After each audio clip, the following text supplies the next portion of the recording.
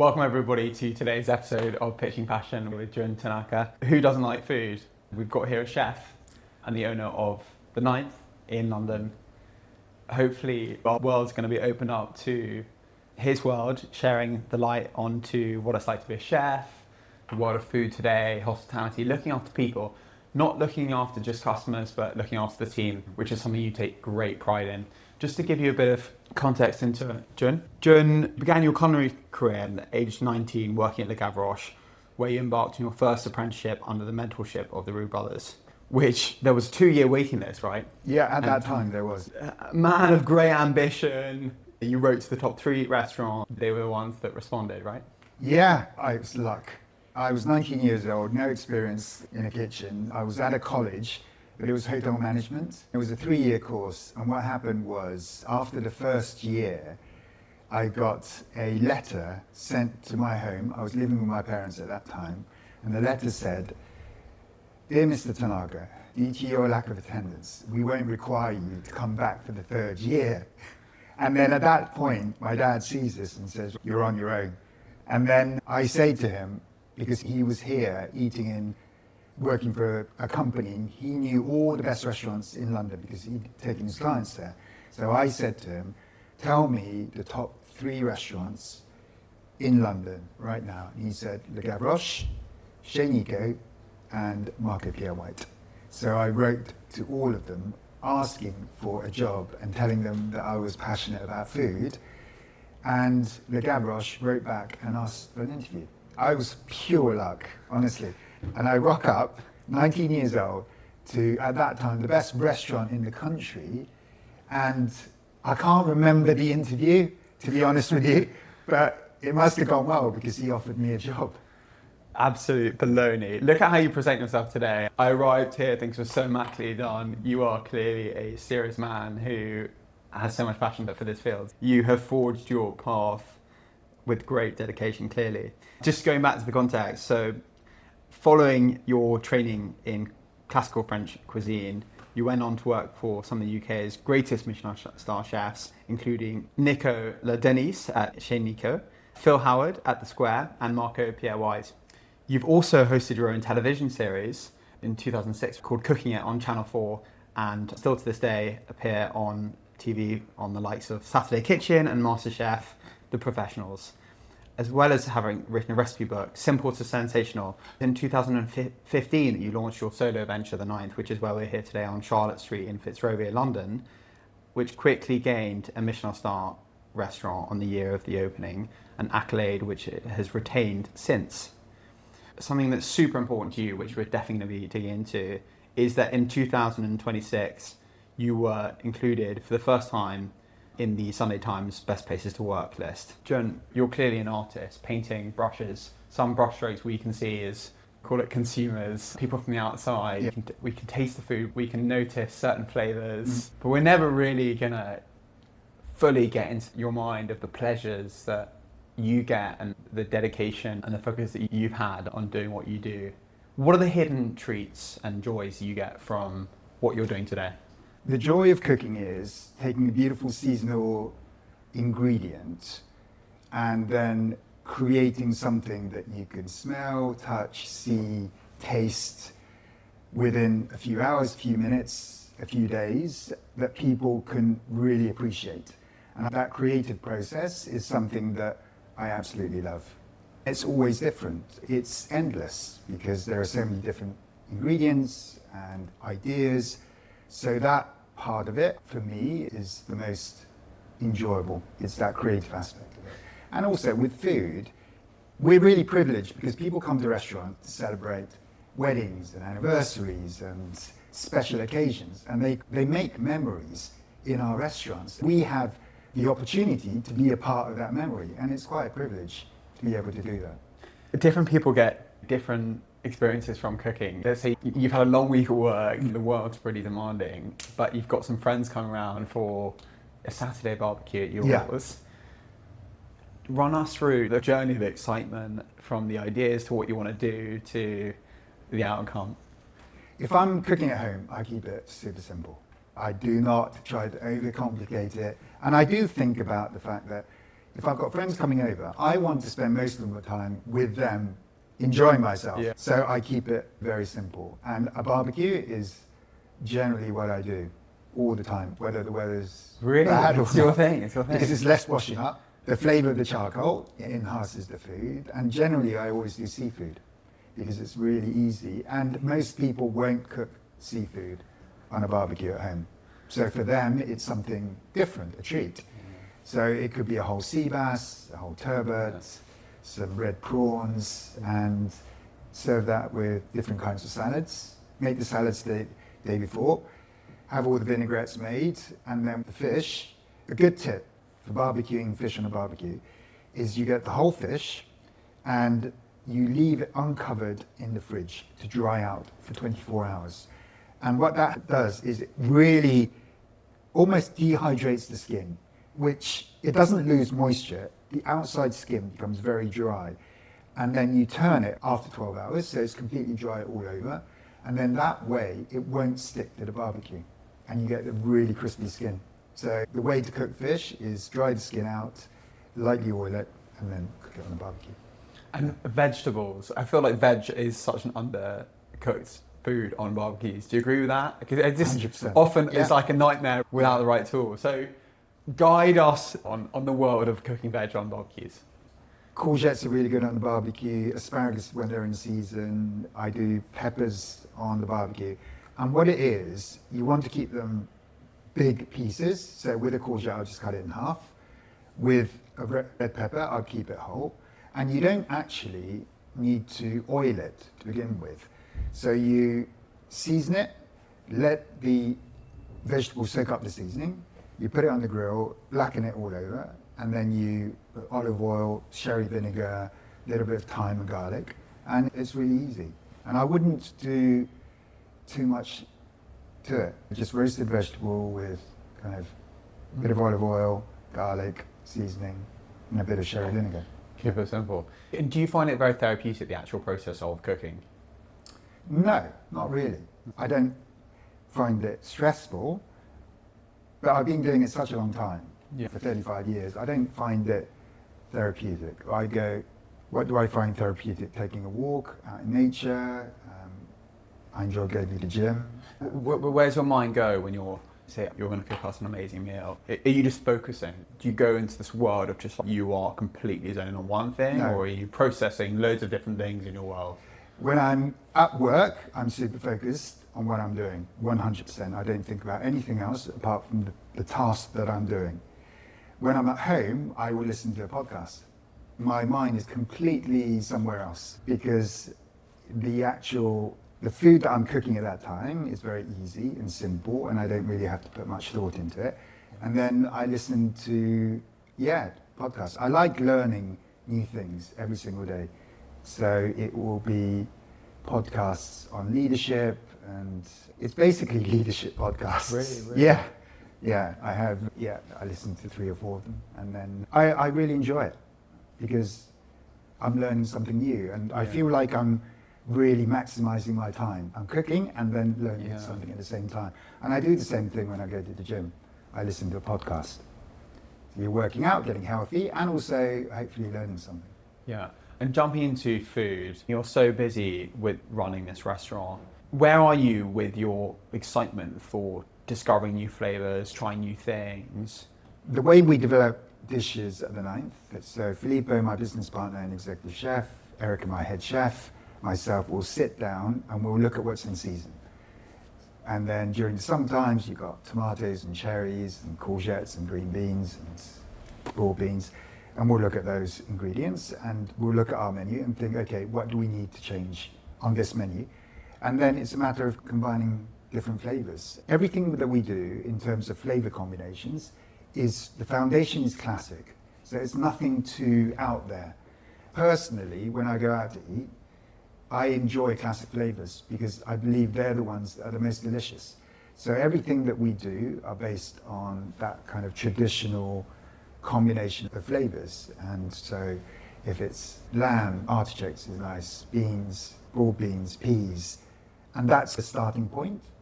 And then from there, then we will look at how we make the sauce, what ingredients we add to it, Does it need more acidity? Does it need something creamy on the dish? And it's starting with the ingredient, seasonal, classic combination of flavors, and then you go out from there. A point you make really clear is that you want this place to be people's favourite restaurant, which is very different in your words to having the best food experience ever in your world, which I think, was it Noma? Yes, Yeah. you're right. That tells a lot about you and what you want to give to people. You insinuate that you've got this responsibility, but also this luxury of connecting with people and giving them this experience for what you know is special to them, right? That they're paying for an experience. Can you give us a sense of what that looks like, the experience that you've worked so hard to create here, and the experience that you really like to create to make people feel that this is the place that they want to come back to time and time again? Yeah. When you say a favorite restaurant, if you ask that question, whether it's a movie, a restaurant, a hotel, it's never probably the best. It's somewhere that you feel comfortable, that you feel at home, that people recognize you. It's food that you want to eat on a regular basis. Noma was the best experience I've ever had. Would I want to eat that once a month? No, I wouldn't. Once in a lifetime is enough for me. But then you want someone to think that your restaurant is their favorite because they're going to come back over and over again. And that's good for business as well. And to be able to do that, you have to make people feel that they're seen and they're heard and they are recognized and that we are genuinely happy to see them. And in my opinion, I think it should be food that's not too challenging. It's a menu that you read and think, I really want to eat this. Oh, I want to eat that as well, and this. So when you read the menu, there should be a number of things that you want to eat, rather than trying to figure out what it is that's in the dish. Yeah. That, I think, is really important, because when I choose to go out to eat, and I'm a chef, so I look for new places, the favorite restaurants are places where I really feel like having that dish that they do, right? And eating that food, or I crave those flavors. And so those are the places that I frequent more than others. And I think that is the idea of creating a favorite restaurant. Make the guests feel valued, seen, that we're genuinely happy to see them, and create dishes that are ultimately delicious, but it isn't challenging, that people don't have to overthink about the dish. That's such a great point. That's so true where you're reading a menu. Looking at some things, you're just like, I don't know what that word is. It happened to me yesterday where I was like, it was actually it was a type of pasta. Yeah. You want to be able to join the dots. Now, with any consumer business, what you offer is a whole experience, from calling up a restaurant to arriving, using the bathrooms, yeah, the whole thing. Can you give us some of the things that you've done here that are non-obvious about making the experience special for people? It starts from the moment they arrive through the door, how you greet the guests, and it's the small things that make the huge difference. We always try to make sure that initial sense of arrival is genuinely warm and welcoming, and we tell all the team that no matter how busy we are, whether it's the chef, the barman, waitress, if a guest passes us, to look up, make eye contact and smile.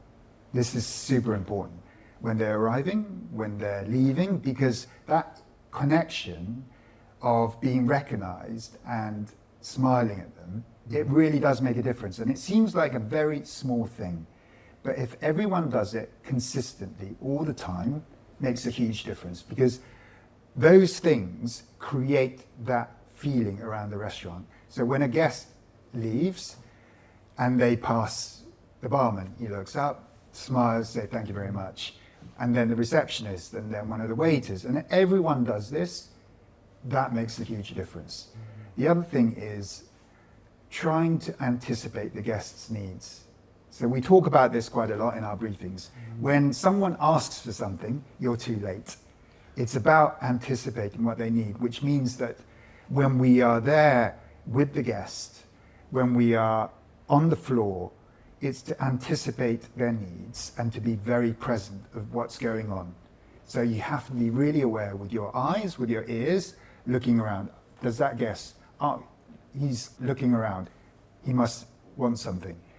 Or you overhear, as an example, a guest saying, oh, that's the best crab tart that I've ever had. We offer them another one without them asking for it. It's really important to be very present in the moment, rather than, we all do this because you're so busy, you're just thinking, okay, what next? Okay, I need to lay out this table, clear this table, the bill for this table. Sometimes we're so focused on the things that we need to do that we're not really present. And I think that's part of creating an experience for the guests that they remember, is being very present when we are serving them, when we're interacting with them. And then with the food, to make sure that it's very delicious and it's the kind of food that people want to eat on a regular basis. You mentioned about a pasta shape that you don't recognize. I think that's okay, because sometimes there's no other way to describe a pasta shape or a sauce apart from the actual name itself.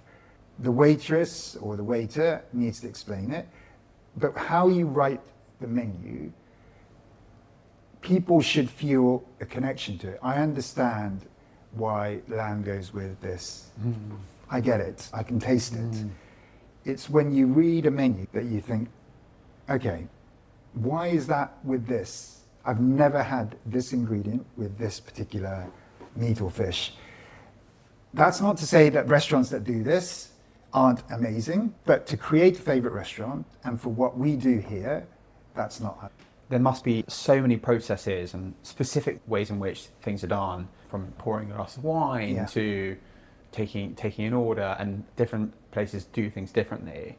Can you give us a flavour of some of the processes that you do here? One of the interesting things about how service functions in a kitchen that people don't realise is it's broken into different sections.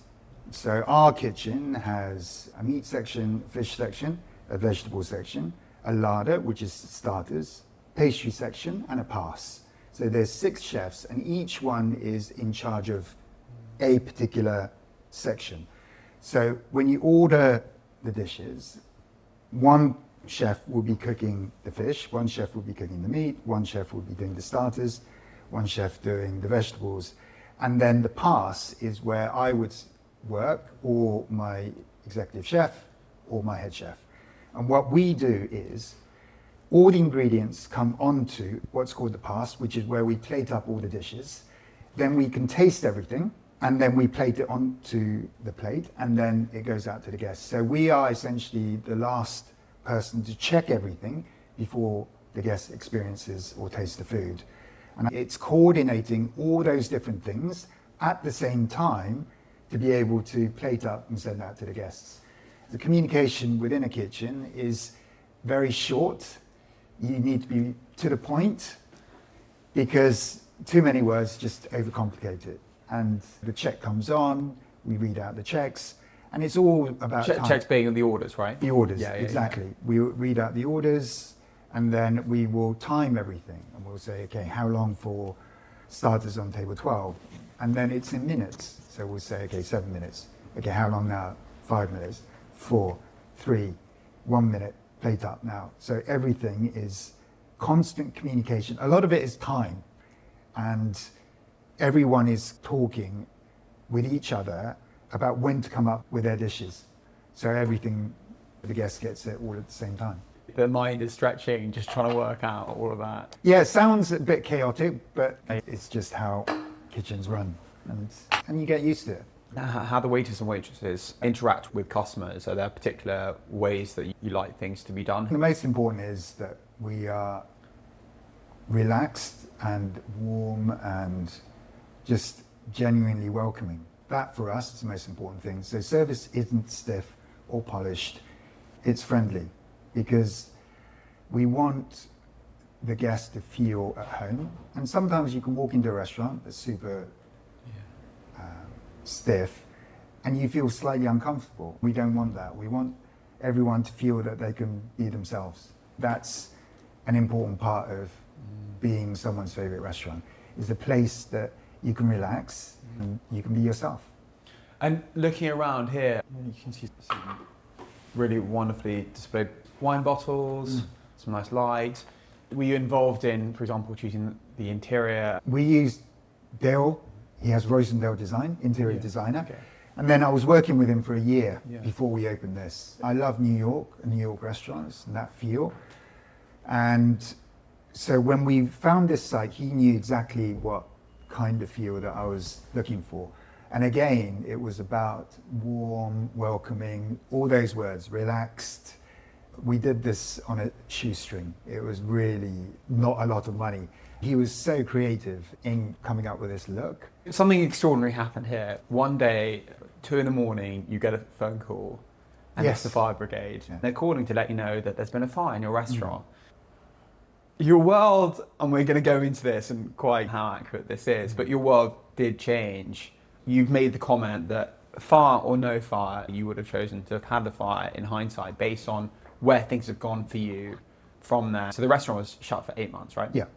Restaurant shut for 8 months, Yeah. complete crisis. This is the busiest period, it's post-COVID, everyone's wanting to eat out. And you're like, when we reopen, we need the team. We need to make it really clear to the team that they've got their jobs, we need them, we want them. Yeah. And you just threw yourself into twice a week doing amazing activities from yoga to foraging, doing things with the team. And as a result, people work differently as a team now because of that. You've received recognition for how special it is for people to work here. That's really of note in an industry which is notoriously difficult to work in with various different dynamics today. So it's really of note that you have that reputation. What to you do you feel is true that people need to learn from your experience around creating a great work environment? I think to create a positive culture within a business, within a restaurant or any business, for us, it is the foundation of everything. When we opened the restaurant 11 years ago, we wanted to create a workplace where the team feel valued and they feel fulfilled and they feel inspired. And we've focused on that for 11 years, and there's things that we've done wrong, things that we've done well, and it's like anything, it's a learning process. And I think one of the things that we have to realize is culture doesn't just happen. If culture just happens and you let it happen, it will be bad, 100%. There is, in no scenario is a culture within a business great if you just let it be. It's like creating great food, great hospitality. You have to work on it. You have to be intentional. You have to mold it. You have to think about it. You have to tweak it and really invest time and effort into creating this culture that you want. So you need a vision for what you want, and you have to do everything to try to achieve that vision, because it only happens when it's intentional. We put as much time and effort into our culture as we do on the food we put on the plate and the hospitality we give our guests. It is equally, if not more important. Once the team that work here feel fulfilled and they feel valued, they feel listened to, the guests can feel it. They can. We have people coming in for trials, which are people coming in for work placement, for a job. And I interview them afterwards, and they will always say, oh, there's something different about this place, because you can feel it when you walk into a restaurant, a business. You can feel the culture, wouldn't you say?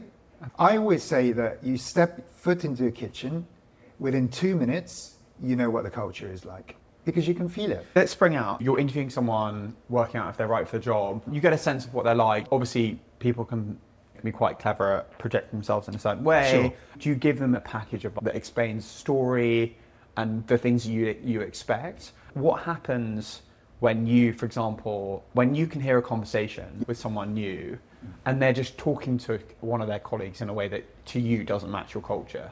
What happens? When we interview someone, we will look at their personality more than their CV.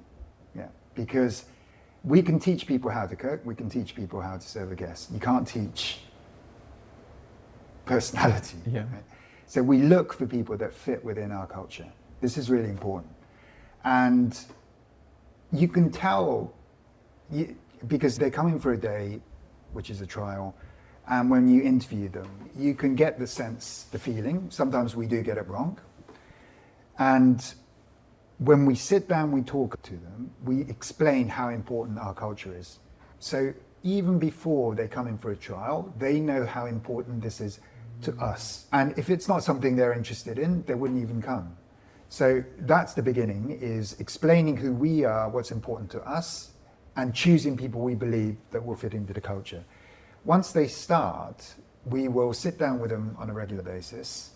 And if we find, it doesn't happen that often, to be fair. When you hear one of our team speaking with someone in a way that it shouldn't, it doesn't happen that often, right?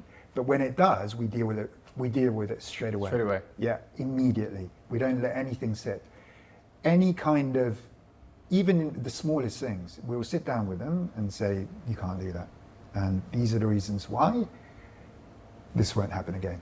And we're very direct, specific, respectful. When we give feedback, this is another part of creating this culture.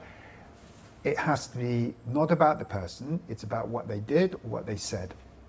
So it isn't about their character. It is, as an example, Arthur, when the commis chef threw away the lamb trimmings, you swore at him, right? You can't do that because this is not what we do. Rather than saying, oh, you're so rude. It's not, it's about what the person does or says rather than the person's character. This is really important because when we get feedback, we take it personally, right? And so we have to separate that. And it's not about the person, it's about the action. So this is one of the things. That's genius. There's zero tolerance for that. And if people don't change, we don't keep them. Yeah. As simple as that. We're not afraid to let people go. And this is something that I've learned through mistakes, is sometimes we keep people within a business who's not right, and we know it, but we keep them because we're short-staffed. Big mistake. And I've done that many times. And I'm trying to teach the senior team about this. It is better to be short-staffed with the right people than fully staffed with the wrong ones. It only takes one person who is the wrong fit to destroy a culture that you built.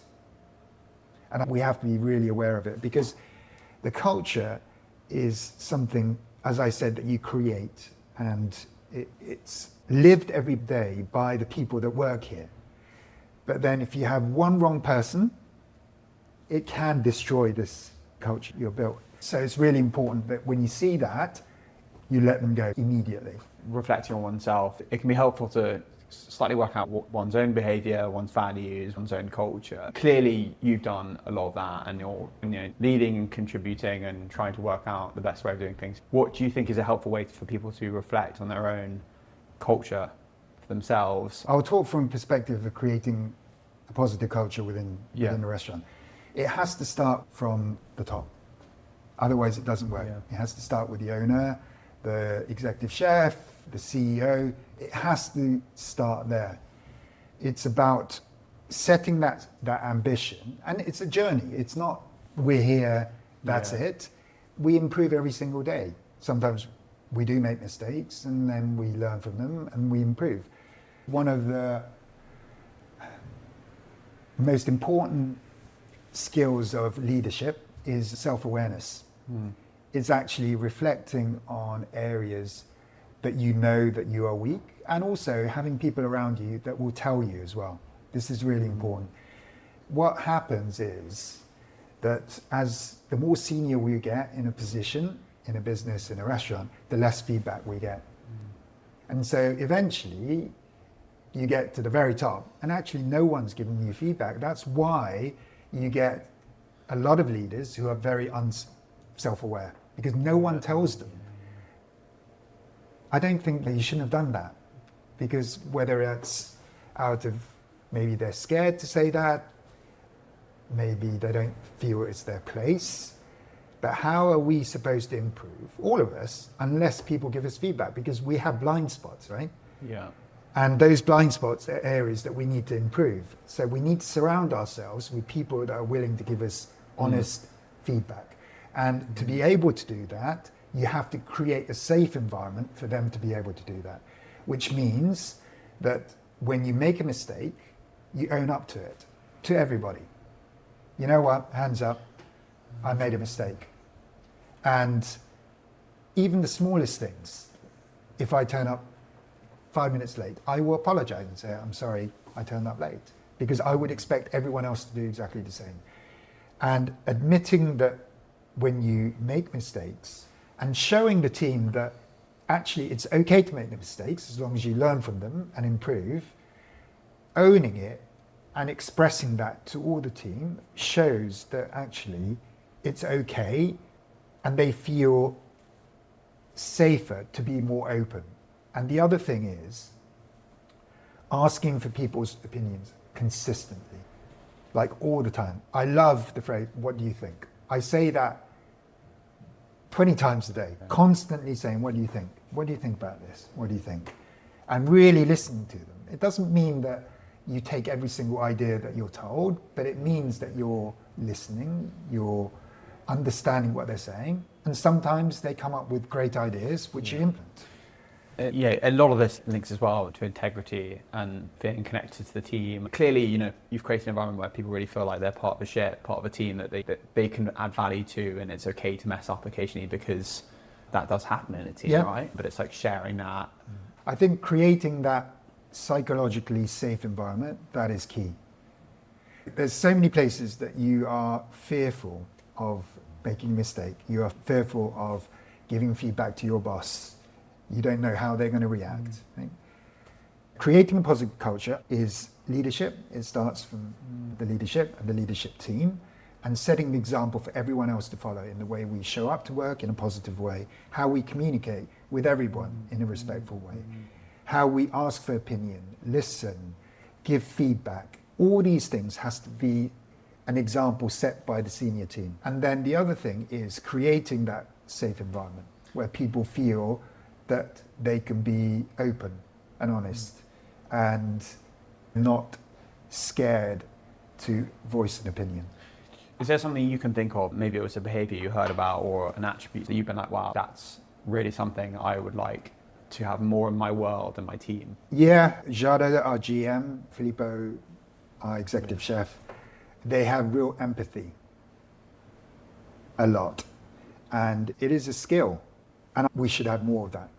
I'm not naturally an empathic person, and I've learned so much from them and see how they interact with the team, and it's something that I would want more of in our business. 5 cheeses to eat before you die. From d'Ambert, Coulommiers, Epoisse, Saint-Marcelin, and Comté. 3 restaurants in London that people should hit up. Camille, that in Borough Market is one of my favourites at the moment. And the reason I love it so much, Elliot's the chef owner, is they do offal. And I love offal. And he's really creative, classic flavours, but he's the kind of menu I read and then I end up booking a table because there's 2-3 dishes that I want to eat. It's that kind of place. So I'd highly recommend Camille. Perilla, which is a local restaurant for me. Ben is the chef. Amazing, very creative and always really delicious. And then the third one would be Plonk. Seb is the chef, the owner. And again, it's just it's simple, but the flavors that he gets in his dishes is incredible. 3 ingredients to bring with you on a desert island. Soy sauce. Such a great answer. Such a great answer. Yeah, bit of raw fish. Lemon. Most dishes benefit from a little bit of citrus or a little bit of vinegar. Just lifts flavors. And then I would have the third ingredient, anchovies, because they're one of my favorite ingredients. You can have them on their own. Really good ones from Cantabria, which is northern Spain. You can have them on bread with butter. You can crush them up into a vinaigrette, you can put them in a stew, you can have them with pasta. It's really versatile and it adds that umami flavour to all the recipes. So I'm going to say a few ingredients or dishes. Sure. And if possible, if you can think of something that to you want in them, or an ingredient or way of cooking them just that really makes them pop. So popcorn. Popcorn? Yeah, popcorn. How to make them pop? Are you happy with what's on the market at the moment? Yeah, Or are you like, no, always, where's the anchovy popcorn? No, I think I always have sweet and salty. I don't think it messes anything. I wouldn't put any spice on it, would be the obvious thing, but I'm quite happy with the salt and sugar. You know those little moments that lift your day? A smile, the sun coming out, or a piece of chocolate? Audrey's Chocolates have been handcrafting chocolate for over 70 years. Chocolate to die for. It comes in beautiful boxes that make for the perfect gift, or bars of chocolate that feed daily joy. Discover your moment of joy by visiting audreyschocolates.co.uk and treat yourself to 10% off using the code TheCollective10. Fish pie? I would probably add some shellfish. So normally you wouldn't add things like cockles or mussels, but I would add some to that because the juice that you get from mussels or clams is some of the best flavoured seafood sauces. Sorbet. Blood orange, yeah, when they're in season. Blood orange sorbet is really delicious, and then you can serve that with a little bit of mint oil, which is nice.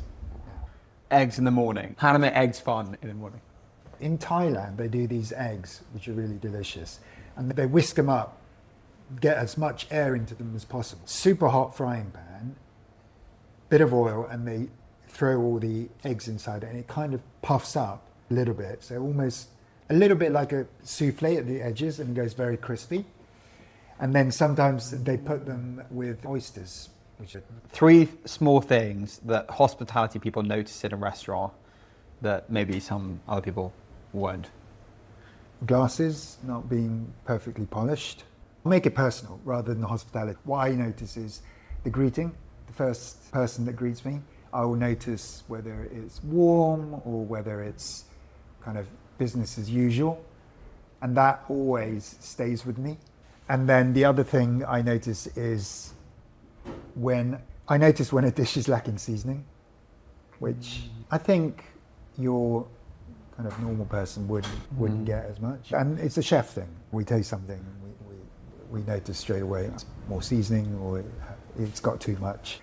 And then the other thing is really important is how clean the bathroom is. Very important. Now, you've touched on your experience working for Marco Pierre White and that giving you a few different things. A very strong flavour of what real hardcore talent and professionalism in certain respects does look like. Can you share how that perfection's created? That perfectionist comes from Marco. When I worked for him, he was still in the kitchen, 3 Michelin stars, and he used to call it SAS of kitchens. Yeah. And it's completely right because it's a group of young, highly talented chefs cooking the best food in the country. The kind of obsession for perfection came from Marco and his drive to create, the best food in the country. To be able to work in that environment was a privilege. It was hard. It's the hardest kitchen that I've ever worked in, but I don't regret it because I learnt resilience, which is very important in our industry, in life in general. And you can't teach resilience. It's something that you have to experience, right? You have to go through the hard times to build that resilience. And I think sometimes we don't put enough importance in that because life is hard. And if you haven't gone through hard times, how are you going to survive when things become difficult? So I really appreciate that. I appreciate to be able to work in an environment where everyone was cooking at that level. And it's inspiring to be surrounded by chefs cooking at such a high level every day, consistently for 100 hours a week. It is inspiring. Tiring, but it's inspiring. It's a great privilege you have in being able to meet so many different people who come and eat in your restaurant, but also all the different people that come and that have been in your team over the years. Can you give us a flavour of that? It must be so fascinating hearing about what people end up getting up to. People who were in your team maybe 20 years ago in very different roles to you. Andy, my first head chef, who opened the restaurant with me, he was with us for a year and a half or 2 years. He actually works on a boat. So he's the executive chef on one of these luxury yachts, and he's been doing that pretty much ever since he left. He loves it. He gets to travel and he enjoys the lifestyle. Kevin, who's our second head chef, Kevin Burke, he opened a restaurant called Library Street in Dublin. And it was in the Irish Sunday Times as, I think it was the best restaurant in Dublin. I don't want to get this wrong, Yeah. but I was pretty sure that it was the Irish Times, and Library Street was, which is incredible to see that. You talked a bit about leadership earlier. When I think of the leaders that I've come across, maybe they've not formally been like a direct boss to me, but certainly look up to them in certain ways. Having that focus must pay you back in surprising ways. People sharing about things that have happened to them since then that maybe you've given them the strengths or equipment to be able to deal with or create value. Does that strike any memories with you? Actually, it's Kevin, my old head chef who went on to open Library Street. I heard he did a podcast for, I've forgotten which one it was, and then the interviewer was asking about places he'd worked. And he said that this was the best place he worked because of the culture that we'd created, and it's something that he has taken from here and implemented into his restaurant. And when I heard that, I was honestly so happy, because that's what it's about. It's not about me. It is about teaching the new generation of chefs, new generation of front of house, how to create this culture, how to be better leaders, because they take that and then they implement it in another place. So it's about what they learn from working here. And I hope that it's not only about cooking or serving guests, that they learn, I hope, to be, I don't know, without sounding a bit, no, I mean, I hope to be a better person.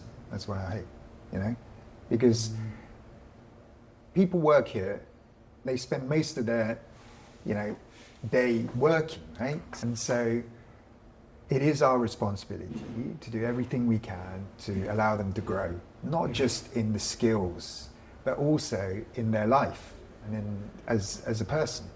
And if they take some of that into their next place, then, we've done what we need to do.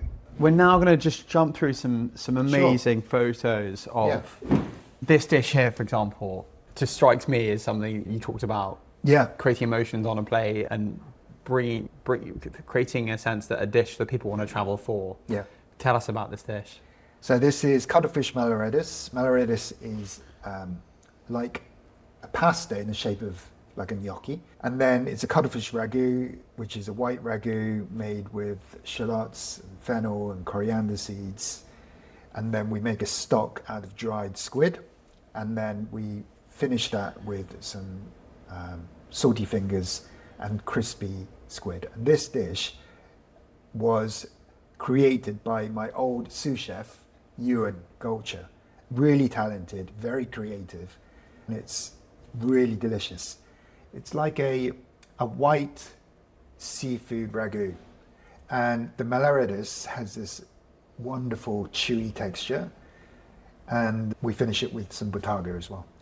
Wowie. Yeah. God, it's getting everyone hungry. And your menu here, crab here, where'd you get crab from? It's from Cornwall. That crab and seaweed tartlet, that's been on the menu for a while, 5 years. And I got inspired by Gambara, which is a tapas bar in San Sebastian. Okay. Best tapas bar in San Sebastian. Have you been? No. Everyone knows it's like the area is amazing for food. And there's Gambara, and they do this crab tart. And the moment I ate it, I just thought, this is just incredible. And so I asked the waiter at the time, what's in this? Because I always do. I think I ask. And he wasn't very helpful. He just said crab and pastry. So I thought, okay, fine. I went back home and started experimenting. And then it is white and black crab meat. We've got crab bisque in there, tomato fondue, and then we've got a seaweed short crust pastry, and then we finish it with lemon and some breadcrumbs. The journey of the crab, for example, Yeah. how difficult is it to find that supplier that you're like, this is the one? What does that process look like? Are you trying 8 different crabs? What's that journey? When we look for a product, we have an idea of what it is, and also we know who supplies the best crab for us. And so that isn't that difficult to find. Who is that? It comes from Flying Fish, which they're based down in Cornwall. And sourcing the best ingredients is about the relationship you have with the suppliers. And we have some incredible suppliers that we use. Jen, such a pleasure to have you on, sharing so much about what you've learned, what you're inspired by, being so generous about so many kind of details of your journey and things that are important to you. So thank you so much for your time. Thank you very much. If you've enjoyed this, hit subscribe so you never miss an episode. Want to support the podcast, inspire as many people as possible? You can either make a donation on the Buy Me a Coffee link in our bio and website. Want to access exclusive content? Submit ideas for future episodes? Join below as a Patreon member and we will make you feel special. Thanks so much for listening.